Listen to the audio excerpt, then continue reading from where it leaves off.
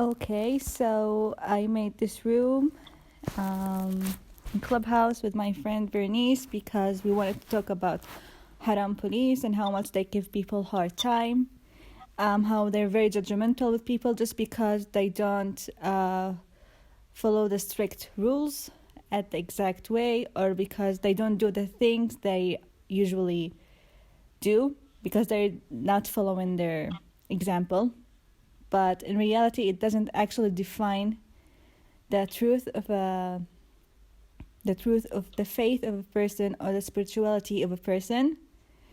So we're having this room in Clubhouse to discuss this. So you can start. Okay, so I decided, I find the title, right? Yeah. And also I am not Muslim. I need to clarify that because maybe people will say, why is she, who is she to ask those kind of questions? So yeah, I'm not Muslim, but I understand why this term Haram police exists, and I wanted to ask some question to you. So you can clarify and enlighten us who are not Muslim, as people who are not Muslim. Okay? Okay, so first define the term Haram police. Okay, so usually it's like when someone does something that is considered haram in Islam, they would go right and attack, like, why are you doing this? This is haram. When they're like, and like, what's the worst is when they actually do that to someone who's actually not a Muslim, like in your case.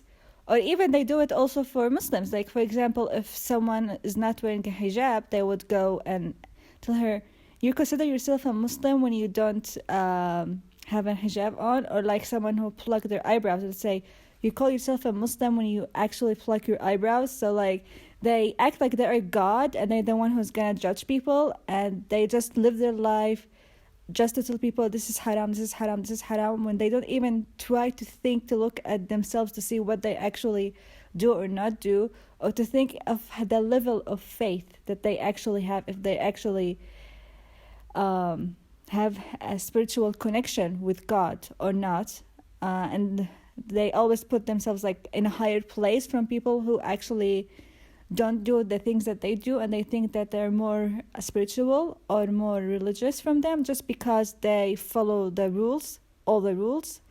But in reality, they only follow them because, like, especially for Muslims in Arab countries, they follow them just because it's culture, it's normal. They don't understand that for Muslims who actually don't live in Arab countries, it's actually more difficult for them to follow them because it's not what is known. They could get bullied for it. They just don't understand that, and they just want to judge people and get like be high and mighty for following the rules. Yeah, that's it. Okay, thank you. But can you just define what is haram? Like, what is haram? Haram is, which basically in Arabic, it's the meaning of it is forbidden. It's an Arabic word that means something forbidden, which to do something that is mentioned in Islam that you need to follow it this way, and you do the opposite of it. Like, for example, in Islam, a girl needs to wear hijab. If a girl doesn't wear hijab, this is haram. This is forbidden. Okay, but it is not haram to not wear a hijab, right? Or is it? No, it is haram, but it is a sin. It's a sin, but it's not like, it doesn't make a person not a Muslim if they don't wear hijab. Like, you are a Muslim, but you will be sinned for not wearing a hijab. Okay. But also, this is an opinion that differs from a person to another, but like there is verses in Quran that says that we have to cover up. But some people come and say that this is only for wives of Prophet Muhammad sallallahu alaihi wasallam, and some say it's for only for a specific period of time, and now we are in a different time, it's different, so that's it. So it really differs from a person to another, but in my opinion, I think it is obligatory. But it doesn't make someone less of a Muslim if they don't wear hijab. Okay, thank you. And what is the worst thing you've heard, the most absurd thing you've heard? Like, what is, like, people telling someone that it is haram, but it is not. Like, it's not written in the Quran. I don't know. I'm sorry, I can't really to pronounce it. I don't know how to pronounce it in English. It's okay. Okay, so the most absurd thing. Okay, so there's many things, but let me choose one.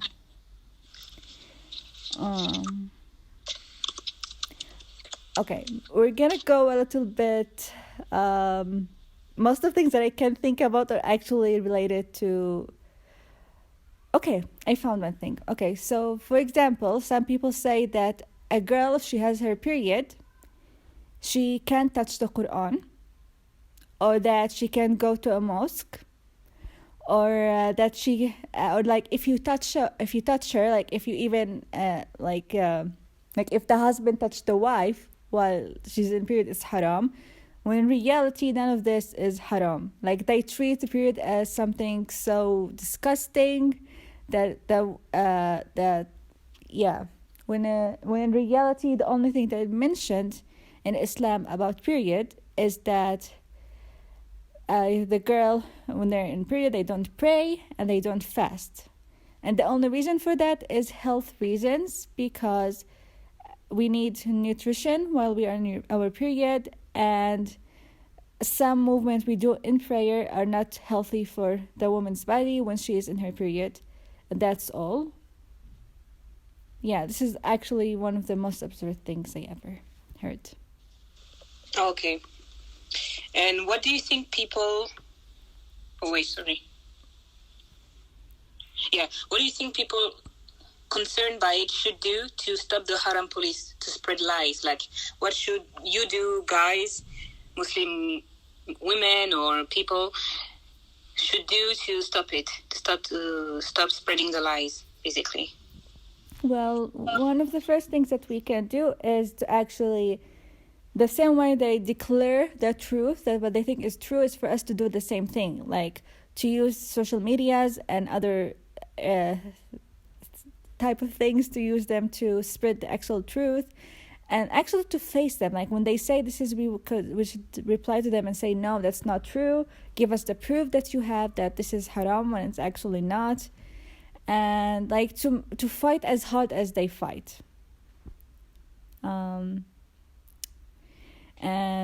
especially like for women, because like the way they act is actually like making, because a lot of people think that Islam actually is as against women, doesn't support women. It's like put us so low, and that's so unfair toward us, when it's actually the great opposite of that.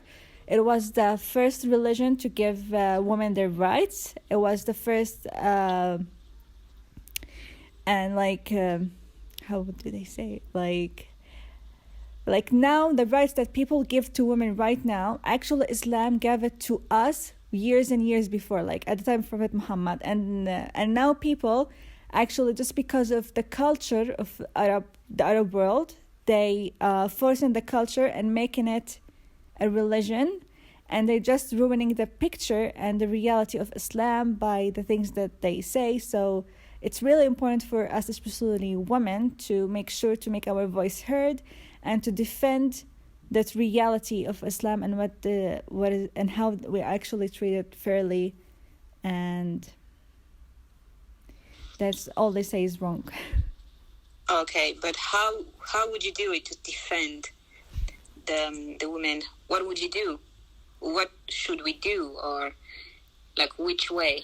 Well, actually, just if a woman make her voice heard, it will be something like, if, for example, in the Arab world, if a woman make her voice heard is something to some aspect, like in some areas, it would be so weird. So just to make your voice heard alone is doing something. So like via Facebook or like social media, something like that, she needs to Is that how she's supposed to make her voice heard?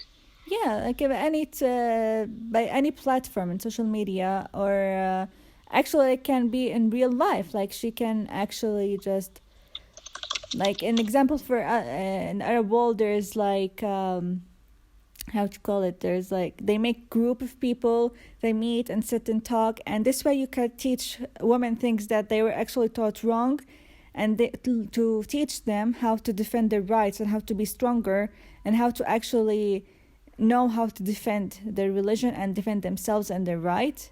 So yeah, like we need to unite all of us together. Like the most important part is for a union between women especially, and to try to make the truth known by by social media and by. But sorry to cut you, but isn't it dangerous for women?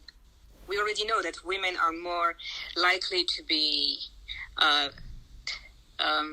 attacked, and more easily because she's a woman, So how are you gonna do this kind of empowerment to defend your voice if you live in a dangerous society, especially for Muslim, because in a Western world we know that they are not seen, like they are not portrayed as good, So isn't dangerous for Yeah, I think dangers always will be part of this, and the only way to try to be safe is, first of all, to start with it gradually and slowly, and you can I think the more you can have people that support you, it will be more dangerous but also safer at the same time. So the most important is for you not to be alone, because if you're alone, you will be more in danger. But also when you have more support, you will be more a threat to people, but at the same time, no one will be able to touch you because it's a big number. But there's also a way to always to keep the identity a secret. It can work this way, but I think life is about danger, and sometimes we have to do dangerous stuff if we want to make our voice heard, because even if we're not Muslims, even as a woman, we're always under danger and threat from people around us, and it shouldn't stop us. I think no matter what we do, there will always be a type of danger. So we just have to be careful. Okay. Is it what you're planning to do, like to defend these people who are always belittled, or you want to be this voice, right? Yes, exactly. Okay, but you're not afraid to show your face, your name. You don't have this fear. No. Okay, well, that's good. The first person, I guess, has to be how do you say? Not undercover, but you need to be outside on the world so people can follow you, basically. So we need people like you who are not scared, and then people will follow and hopefully change the narrative of Haram police. Yeah, exactly. Okay, my last question is, does that mean that men's words are more powerful than the words written in the Quran? Because they are the one who say that this is haram when it's not, right? Yeah. So do they think that they are more powerful or more, I don't know what to say. How come? How come they can follow the religion, but then they invent new verses that says that this is haram, this is haram? How come? Okay, there is something in Islam that is called shura. Now, shura means as for a group of people to talk about specific situation and try to find a solution for it, or to find to see if it's allowable to do or not. Like for example, there anything technological that been happening right now. Like for example, I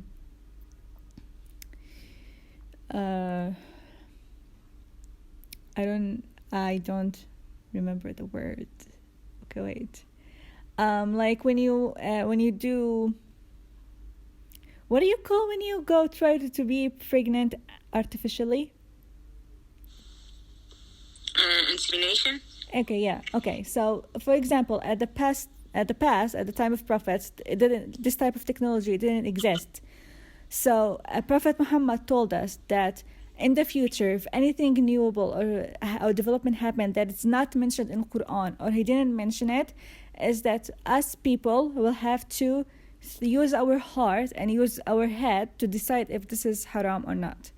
But the problem that happened later is that there's actually 4 categories of Muslims, and these 4 different categories made different opinions. So now it depends, like whoever category you are part of and you follow, you have to stick with it and follow it, and to follow whatever rule they set, you know. But but these men must be trustworthy, they need to be fair, and they need to not to follow their like ego in their decisions. But you can't always be sure that all people are like that, and that is where the problem started. But also we were told that if we feel like something is not, this is something that Muslims actually don't know, not all Muslims know. Because for us, we just go and follow blindly whatever this mean whatever these men say. Whatever they say, we follow it blindly. When in truth, Prophet Muhammad told us that if something is told that is wrong, but deep in your heart you feel like it's right, or the opposite, if something said is right and deep in your heart you feel it's wrong, then you have to listen to yourself, listen to your heart, as long as it's not mentioned in Quran. So like for example, like you have to take something and think about it deeply and try to think like, why did they say this is haram?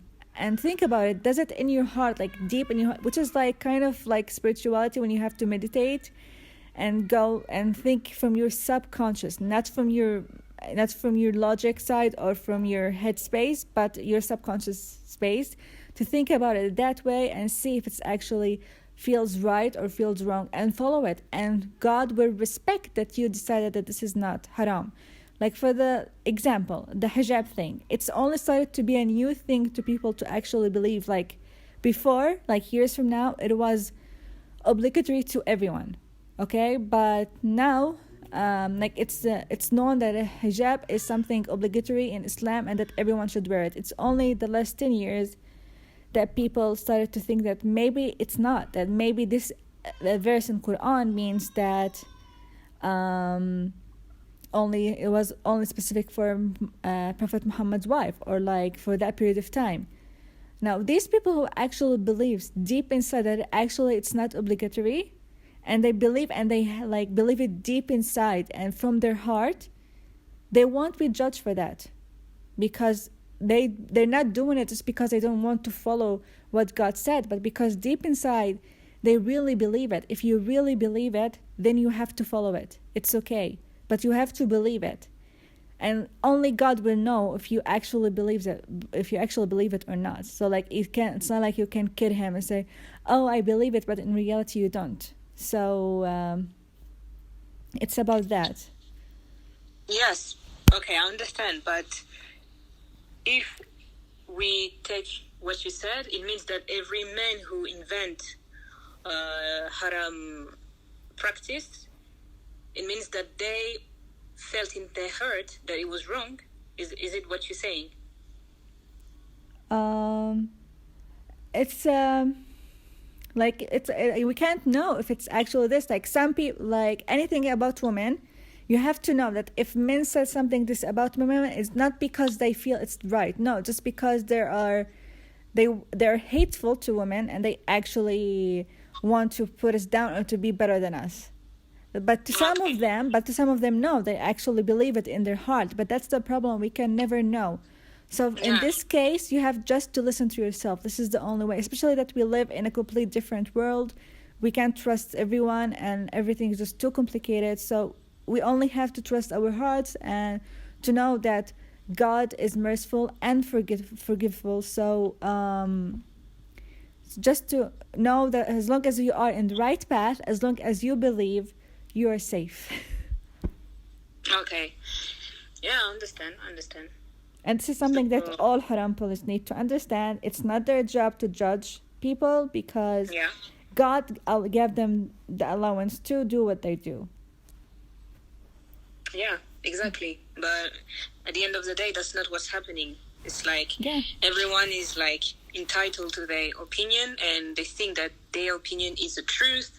And at the end, people follow without any like research, and they just spread it to their children or their friends, and then it doesn't die. It's always like this, So exactly. I don't know. Yeah. Say what you wanted to say. No, I just said exactly. Okay. Yeah. So I don't know if we can find an end to it, because there will always be people who judge. So. Yeah, exactly. There's really nothing we can do about it except to learn how to reply to them. Okay. That's the only way. And hope for them that they will stop doing what they do, and for them to know the truth. Yeah. I see. Okay. Well, do you have any last words you want to say or anything?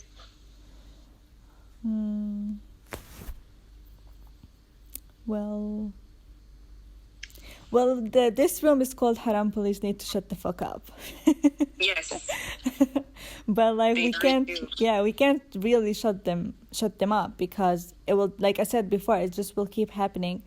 But the thing is, like, I feel like most people who actually they do Haram Police, is actually because they were raised this way. They were raised to believe that this is the only way to follow. Most of them this is the case. So if you just reply to them and tell them, no, this is that and that and that, like if we widen what we know, our beliefs and our information, you can actually limit the number of Haram Police if you actually can change their mind. But and to hope like in the future we can change the raising of our children for them to know that this is wrong and need to be stopped. So maybe years and years from now this will never exist, who knows. But hopefully. Yeah. But the thing is, there is also women who spread the wrong information, Yeah, I'm actually talking about women. I'm actually talking about women when I said that. Yeah. Okay. About men, no. Whatever you say, as long as you're a woman and say that to men, they will never take what you said seriously, because you're a woman and they're a man. So for them, they're cancelled from this line. What I'm saying, I'm not, because they're hopeless. It's a hopeless case with them. Like, and the only thing that actually make them feel like high and mighty, and like to make them feel supported, that they actually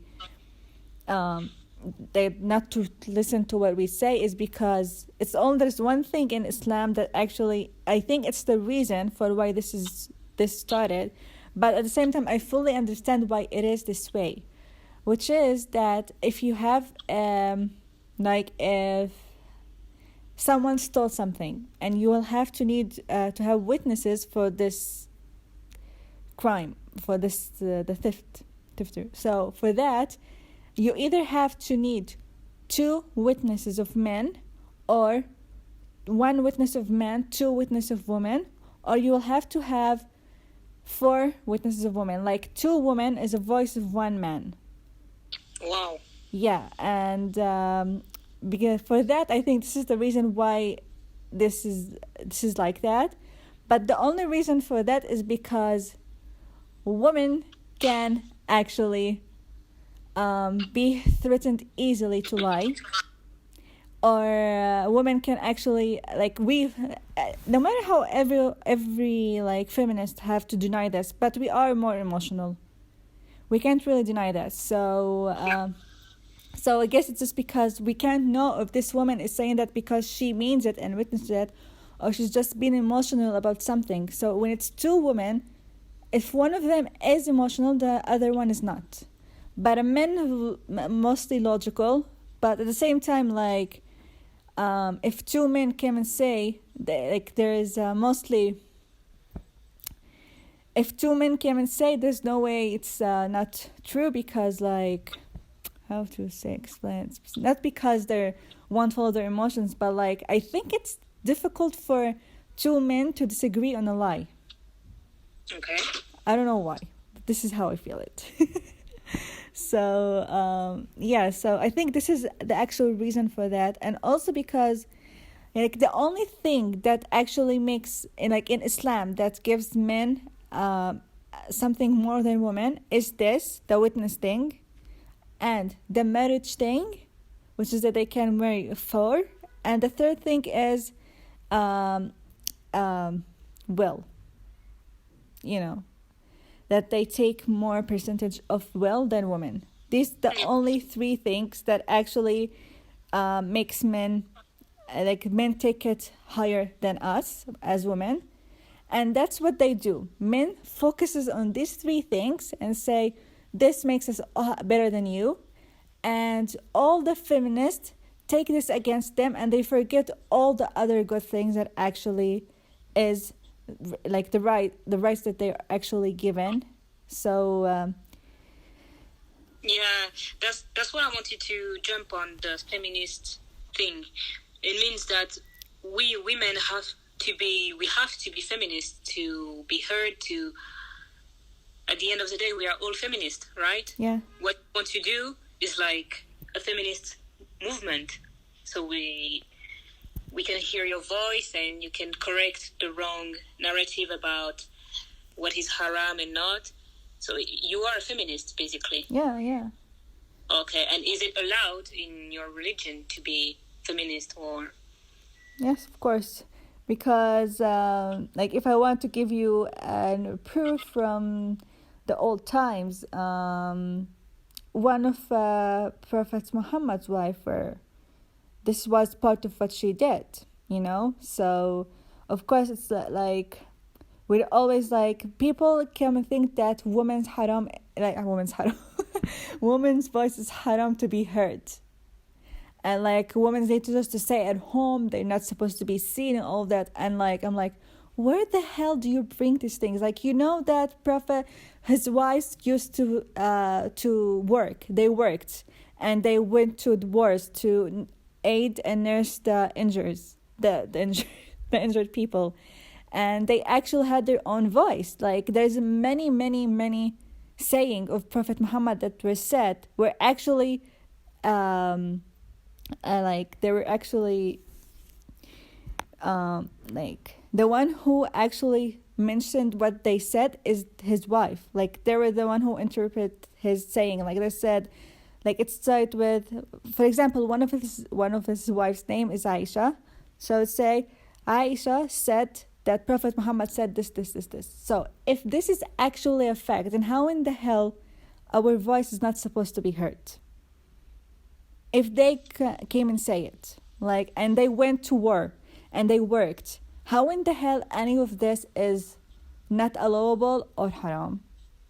When the proof is so obvious in front of their faces, and there's like many stories if you go deep how Prophet Muhammad had wives wives of other Muslim men would go to Prophet Muhammad and ask him for his help.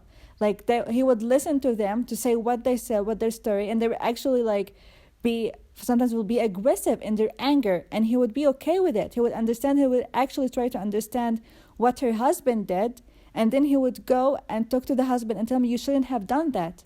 Like he alone was a big supporter of women, and he was making sure that men are respecting their wives, that men won't harm their wives, when actually now men make it actually is obligatory for a man to hit his wife. Where do they bring that info that they say? I have no idea. Like, I guess it's like they just take what is at their advantage and just leave the rest. Exactly, yeah. Or they misread the Quran and they use it as they want, I guess. Yeah, exactly. Like they would literally take like the problem is hard to explain this because it's in Arabic, but like they would literally take any verse from Quran and like it's completely clear what it meant, but they would literally switch their like for example, a verse is talking about praying. They would make it and turn it to be about fasting, or a verse is about someone who did adultery. They would turn it to about someone actually not wearing hijab. Like they would make a verse about big sin, about make it about very very small minor sins. Like they would really interpret the Quran any way they want. They would they playing with it as a toy. Okay, that's really wrong. I guess they need to make like maybe more schools for them to learn properly. And more classes or stuff like that. Yeah. For me, I feel like I'm so lucky because since first grade till my last grade in school, I was in an Islamic school, and so I was taught it the right way, and like I'm forever grateful for that I was able to know Islam in all depth, because like for example, my family had zero knowledge of Islam before. They didn't know Islam the right way. And they actually started to learn it through how I began from school, So I know that the importance of having Islamic schools, or at least it doesn't have to be a full high school or a school, just like a place to teach people the right thing. For example, they already do that, like in mosques, they would do a small gathering and they would talk about it. Like if they can make this all outside of mosque, not just in mosque, because like only Muslims would go to mosque. So if we have to spread the truth more to more than just Muslims, we have to do it outside. And whoever interested would come and join. That's true. Yeah. Okay. Well, thank you for your answers. And thank you for your questions. You're welcome. And I hope we will be able to do more rooms and more debate with people, hopefully. Yeah. So we can have another point of view. Yeah. Would be cool. Yeah, exactly. It will be a real debate. Yeah. Because also I'm not really debating because I'm not like Muslim, so I don't really have a say in it. I can just support and just ask questions to know more about it, but I can't really debate on it. Yeah. So maybe next time we're gonna try to add people, Muslim people, so they can talk. Yeah. Hopefully. Well, thank you and bye-bye. Thank you, bye.